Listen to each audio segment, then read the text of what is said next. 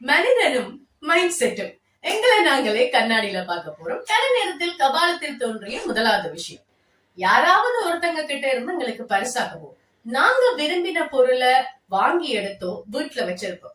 அது பென்சில் பாக்ஸ்ல இருந்து பெரிய பெரிய பிராண்ட் பொருட்கள் வரைக்கும் இருக்கலாம்.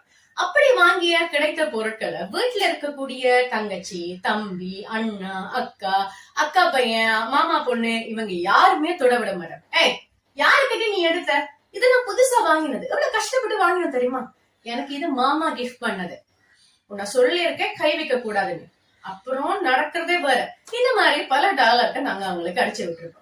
அதே பொருளோட ஃப்ரெண்ட்ஸ சந்திக்கவோ ஃப்ரெண்ட்ஸோட வீட்டையோ நாங்க போகும்போது அங்க 6 வயசு பையன் கூட அந்த பொருளை தொட்டு பார்ப்பான். அந்த வீட்டுல இருக்கிறவங்களே சொல்லுவாங்க, ஆன்டியோட பொருளை நீ ஏன்பா எடுக்கிற, உடைச்சிட்டீங்கன்னா வாங்கி கொடுக்க காசு இல்லப்பா, வச்சிரு அப்படின்னு சொல்லும் போது கூட நாங்க தாராள மனசுல, இல்ல பரவாயில்ல ஆன்டி, அது பார்க்கத்தானே எடுத்திருக்காரு, பார்க்கட்டுமே அப்படின்னு சொல்லுவோம்.